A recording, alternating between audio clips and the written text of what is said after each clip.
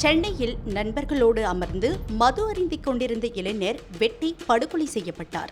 சென்னையில் தொடர்ந்து அடுத்தடுத்து 3 பேர் வெட்டி கொலை செய்யப்பட்ட சம்பவங்கள் மக்களிடையே அதிர்ச்சியை ஏற்படுத்தியுள்ளது. என்னதான் நடக்கிறது சென்னையில் பார்க்கலாம்.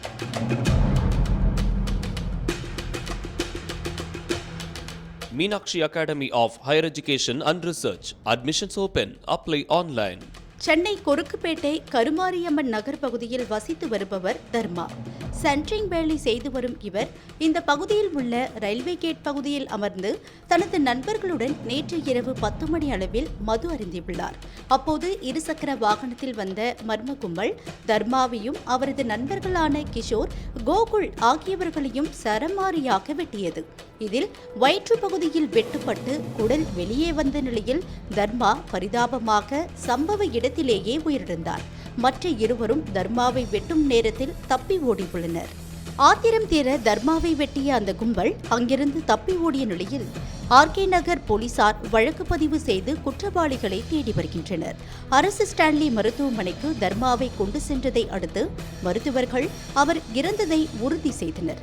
இதனால் தர்மாவின் நண்பர்கள் மற்றும் உறவினர்கள் என பலர் மருத்துவமனையில் கூடி கத்தி கூச்சலிட்டு கலேபரம் செய்தனர். தர்மாவின் அண்ணன் சூர்யா என்பவர் அடித்தடி வழக்குகளில் ஏற்கனவே சிக்கியிருக்கும் நிலையில் அவர் மீது முன்விரோதம் கொண்ட கும்பல் அவரது தம்பி தர்மாவை வெட்டியதா என்ற கோணத்தில் போலீசார் விசாரணை நடத்தி வருகின்றனர்.